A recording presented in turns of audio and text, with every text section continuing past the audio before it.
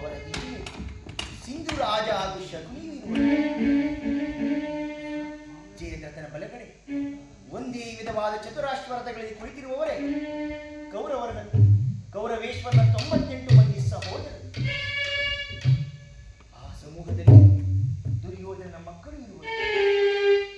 ಅವರ ರಕ್ಷಣೆಗಾಗಿ ಧನುರ್ಧಾರಿಯಾದ ದ್ರೋಣನು ಸ್ವಲ್ಪ ಮುಂದೆಯೇ ನಿಂತಿರುವರು. ದ್ರೋಣನ ಪಾರ್ಶ್ವದಲ್ಲಿ ವಲ್ಕಲಾಧಾರಿಯಾಗಿ ಗಂಭೀರ ಮುದ್ರೆಯಿಂದ ನಮ್ಮ ಕಡೆ ನೋಡುತ್ತಿರುವವನೇ ಅಶ್ವತ್ಥಾಮ.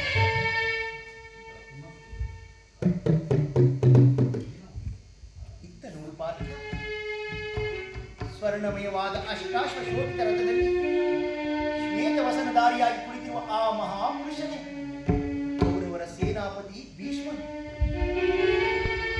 ನೆರೆಗೂದಲಿನಿಂದ ತುಂಬಿದ ಅವನ ಮಸ್ತಕದಲ್ಲಿ ವಜ್ರ ಖಚಿತವಾದ ಅಧಿಕಾರ ಮುಕುಟವು ಬೆಳಗುತ್ತಿರುವುದನ್ನು ನೋಡು ಪಾರ್ಥ. ಆತನು ನಿನ್ನ ಪೂಜ್ಯ ಪಿತಾಮಹ ಭರತ ವಂಶದ ಕೀರ್ತಿಗಳು. ಯುದ್ಧವನ್ನು ಪ್ರಾರಂಭಿಸುವ ಮೊದಲು ಆ ಮಹಾಪುರುಷನಿಗೆ ವಂದಿಸಿ. ಆಜ್ಞೆ ಮಾಡುವ.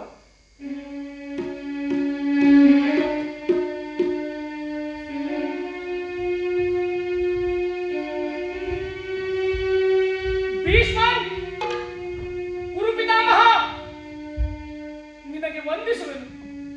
ನನ್ನ ಪ್ರಣಾಮಗಳನ್ನು ಸ್ವೀಕರಿಸು.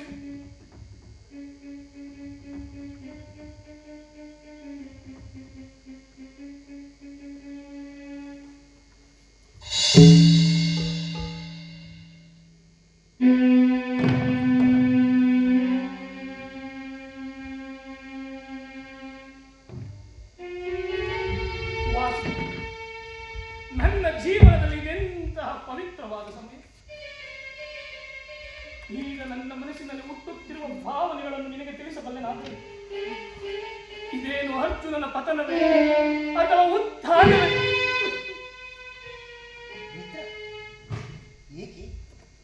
ಏನಾಯಿತು? ಏಕೆ ವಿಚಲಿತನಾಗಿರುವೆ? ಏನೆಂದು ಹೇಳಲಿ ಕೃಷ್ಣ? ಅಂಗ ಪ್ರತ್ಯಂಗಗಳಲ್ಲಿಯೂ ದಾರುಣ ಜ್ಞಾನ.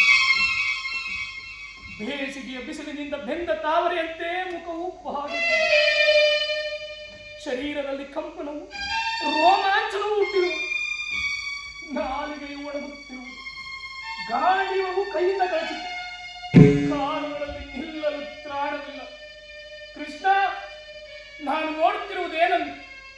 ಇವರೆಲ್ಲರೂ ನನ್ನ ಬಂಧು ಬಾಂಧವರು, ಗುರು ಹಿರಿಯರು, ಮಿತ್ರರು, ಜ್ಞಾನಿಗಳು.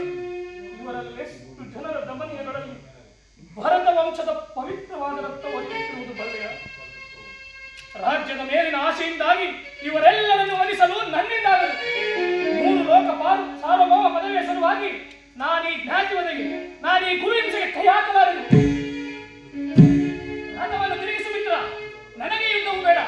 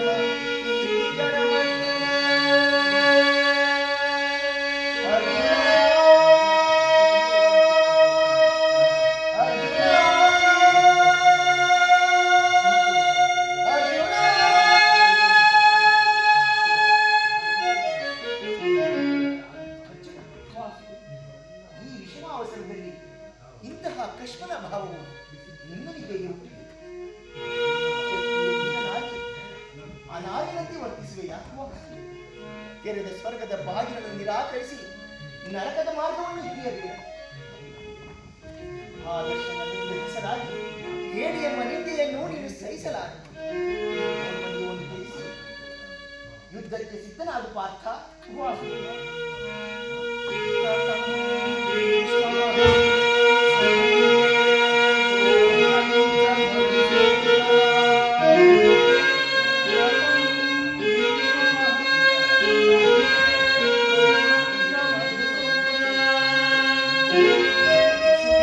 ಪ್ರತಿಯೋ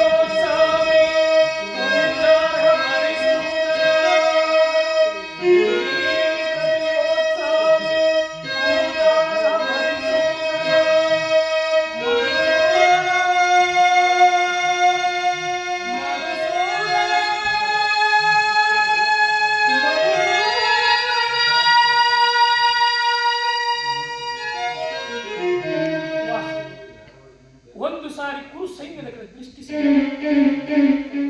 ಭೀಷ್ಮನು ನನ್ನ ಪೂಜ್ಯ ಪಿತಾಮಹ. ಆಚಾರ್ಯ ದ್ರೋಣನು ನನಗೆ ಅಸ್ತ್ರ ಶಿಕ್ಷಣವನ್ನು ಕಲಿಸಿಕೊಟ್ಟದ್ದು. ಪೂಜಾರ್ಹರಾದ ಇವರುಗಳ ಮೇಲೆ ಬಾಣಗಳನ್ನು ಕೊಡುವುದು.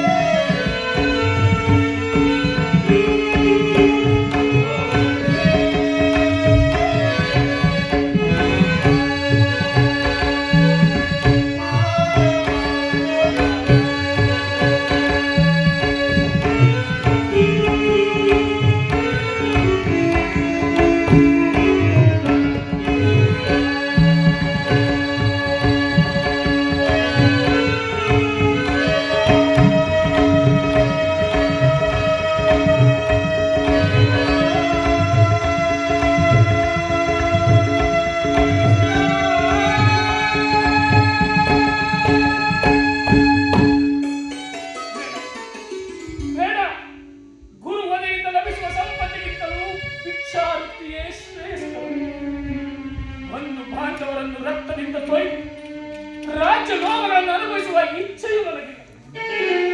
ಶಾಶ್ವತವಾದ ರಾಜ್ಯ ಲೋಭಕ್ಕೊಳಗಾಗಿ ಶಾಶ್ವತ ಧರ್ಮವನ್ನು ನಾಶ ಮಾಡಲು ನನ್ನಿಂದಾಗದು. ಸ್ವಜನ ವಧೆಯು ನನಗೆ ಸಮ್ಮತವಿಲ್ಲ.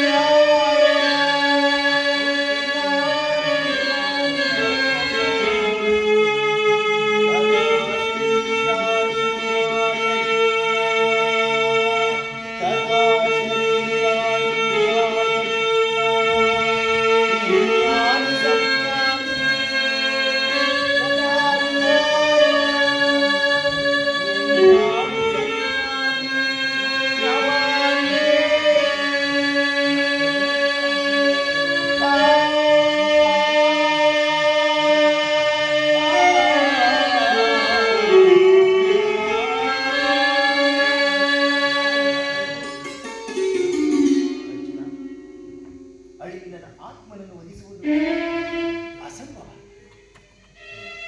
ಮನುಷ್ಯನು ಹರಿದು ಹೋದ ಬಟ್ಟೆಗಳನ್ನು ಬಿಸಿದು ಹೊಸ ಬಟ್ಟೆಗಳನ್ನು ಧರಿಸುವಂತೆ ಆತ್ಮನು ಜೀರ್ಣವಾದ ದೇಹವನ್ನು ತ್ಯಾಗ ಮಾಡಿ ಬೇರೊಂದು ದೇಹವನ್ನು ಆಶ್ರಯಿಸುವನು. ಮರಣವು ದೇಹದ ನಾಶ, ಅವಿನಾಶಿಯಾದ ಆತ್ಮನ ಅವಸಾನವಲ್ಲ. ದೇಹಕ್ಕೆ ಬಾಲ್ಯ, ಯೌವನ, ವಾರ್ಧಿಕ್ಯಾದಿ ಅವಸ್ಥೆಗಳು ಪ್ರಾಪ್ತವಾಗುವಂತೆ ಮಾನವನಿಗೆ ದೇಹಾಂತರ ಪ್ರಾಪ್ತಿಯು ಸಹಜವಾಗಿದೆ. ಪಂಡಿತನಾದವನು ಅದರ ಸಲುವಾಗಿ ದುಃಖಿಸುವುದಿಲ್ಲ. ಈ ಭೀಷ್ಮ, ದ್ರೋಣರು, ನೀನು, ನಾನೂ ಸಹ ಈ ಹಿಂದೆ ಅನೇಕ ಸಾರಿ ಜನಿಸಿರುವರು, ಮುಂದೆಯೂ ಜನಿಸುವರು. ಜನ್ಮ ವೃತ್ತಿಗಳು ಆತ್ಮನ ಅನಂತ ಪ್ರವಾಸಗಳು ಅಂತರವಿವೆ. ಹುಟ್ಟಿದವನಿಗೆ ಮರಣವು, ಮೃತನಿಗೆ ಪುನರ್ಜನ್ಮವು ಮೊದಲೇ ನಿಶ್ಚಿತವಾಗಿದೆ.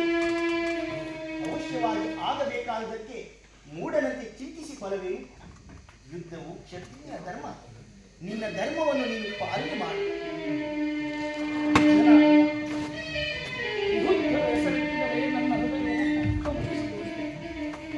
ಉತ್ಸಾಹ ಶೈತ್ಯಾದಿಕ್ಕಿನಿಂದ ಸರ್ವಾಂಗಗಳು ನಿಶ್ಚೇಷಿತವಾಗಿವೆ. ನಾನು ಹೇಳಿಲ್ಲ, ಆದರೂ ಪಾಪ ಭೀತಿಯಿಂದ ಯುದ್ಧ ಉನ್ಮುಖನಾಗಿದೆ. ಕೃಷ್ಣ, ಯುದ್ಧದ ಹೊರತಾಗಿ ಕ್ಷತ್ರಿಯನಿಗೆ ಮತ್ತಾವ ಧರ್ಮವಿಲ್ಲ.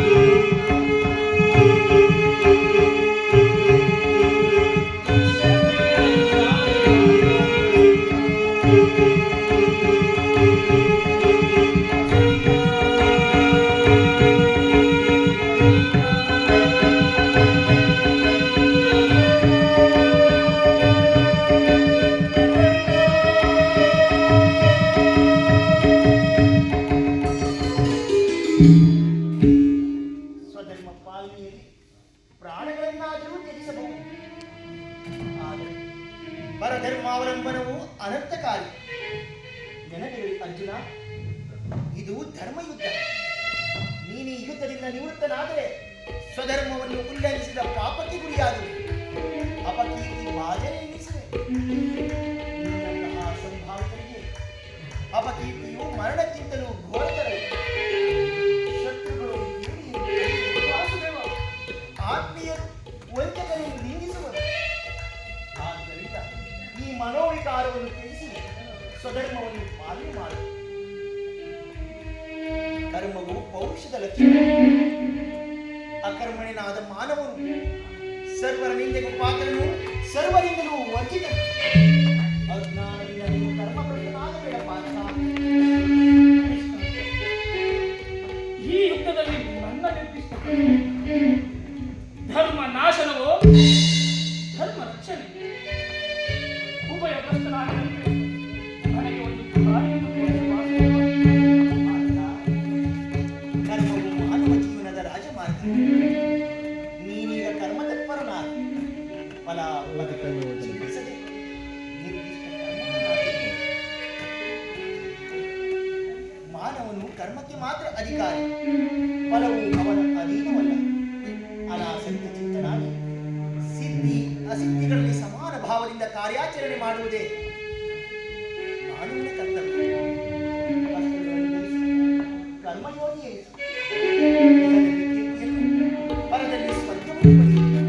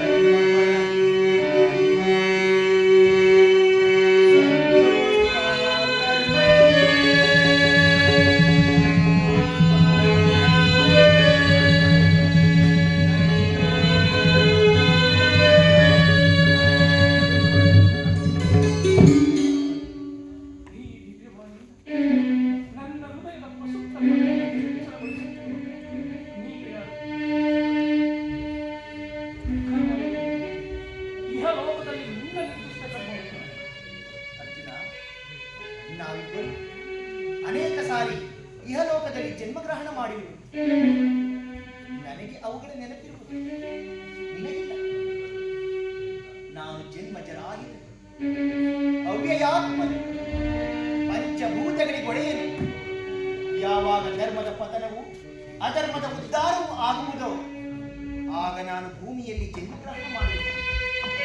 ಸಜ್ಜನರ ಪಾಲನೆ, ದುಷ್ಟರ ನಾಶ, ಧರ್ಮ ಸಂಸ್ಥಾಪನೆ ಇವು ನನ್ನ ಅವತಾರದ ಉದ್ದೇಶ.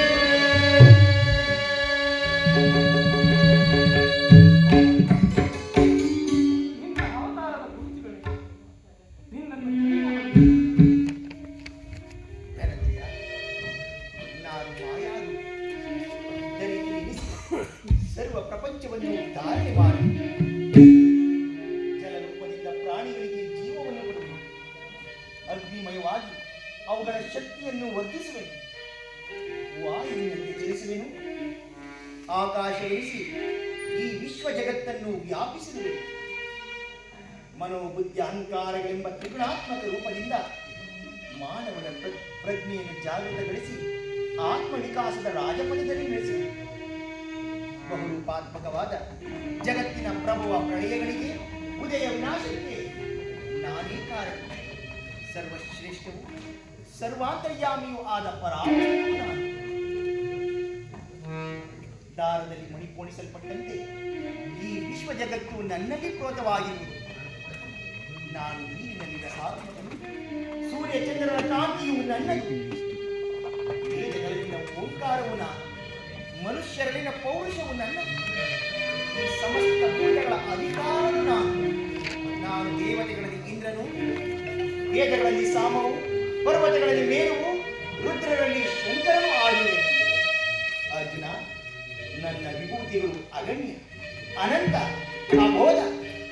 ಅವುಗಳಲ್ಲೊಂದು ಅಲ್ಪಾಂಶದಿಂದ ಈ ಜಗತ್ತಿನ ಸೃಷ್ಟಿ, ಸ್ಥಿತಿ, ಪ್ರಳಯಗಳು ನಡೆಯುವುದು.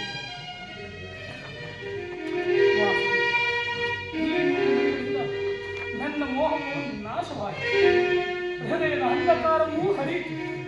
ಹೇ ಯೋಗೀಶ್ವರ, ನಿನ್ನ ಈಶ್ವರ ರೂಪವನ್ನು ನನಗೆ ತೋರಿಸಿ ನನ್ನನ್ನು ಕೃತಾರ್ಥನಾಗಿ ಮಾಡು.